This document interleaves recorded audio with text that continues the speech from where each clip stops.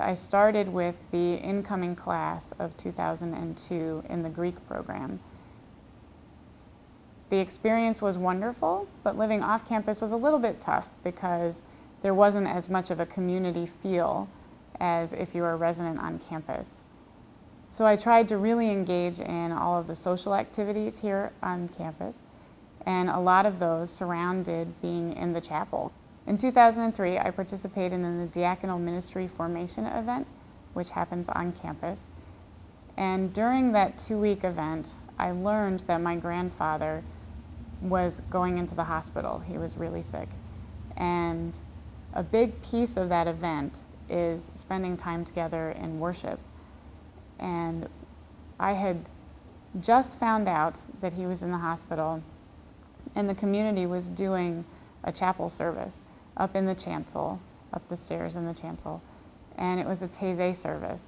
And I have been to Taizé, which was a very powerful experience for me. And after just having heard about my grandfather and being in this community and in this space that just helped you feel closer to God was extremely powerful. I felt surrounded by people that cared about me and by a community that was very embracing in a very close-knit space where God is just ever present. In 2007, I was working as the interim director of theological education for youth. And in June, I was gearing up for that summer's Crossroads event, which was to begin on June 17th.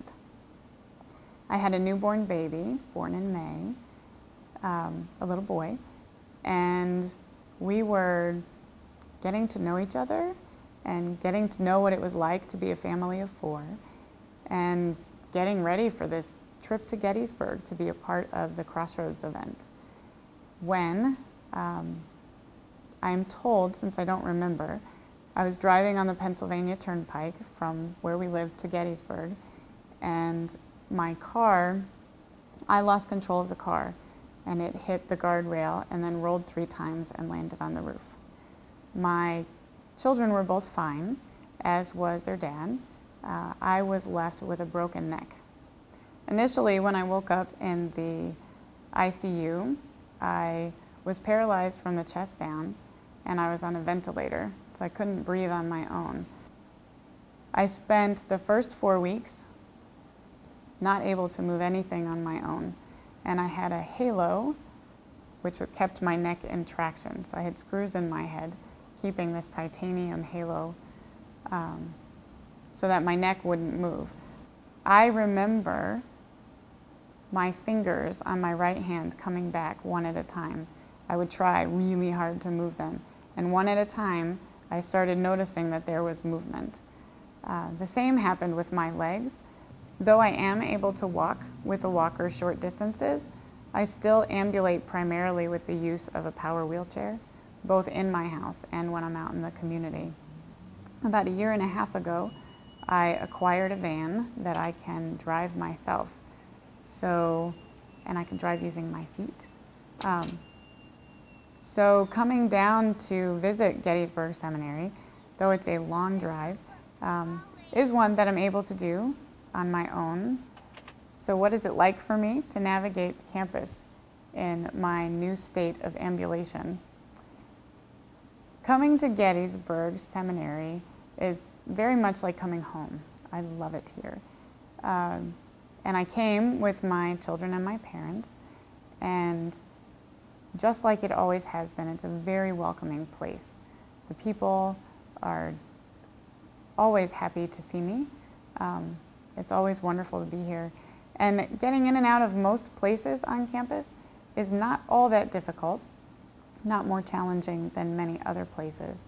I did come today to check out the chapel and found that it was very easy to get up to the door, though the space right before the door is a little bit narrow.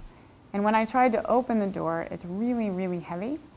I was able to pull it open, and then I have to use the front wheels and the foot plate on my chair to help grab the door so that the momentum or the power of the chair will be able to help me open it, where then I can brace the door with my arm and hopefully without bending my arm too far back, go through safely. After trying that a couple of times, I decided that just for kicks, I would try it on my feet. So I, using the walker, walked up the ramp to the door and found that the door was so heavy and that trying to keep myself from falling over, I could only get the door open a couple of inches and had to turn around and go back.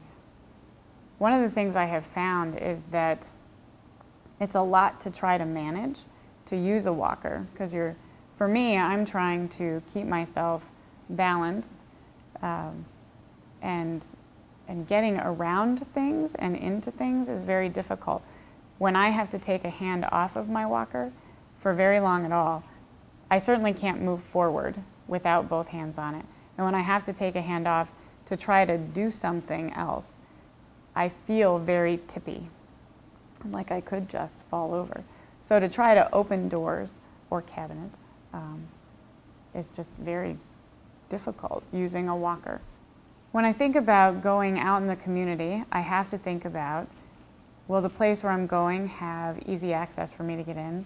Will there be a bathroom that I'll be able to use? If not, am I going to be able to go there at all?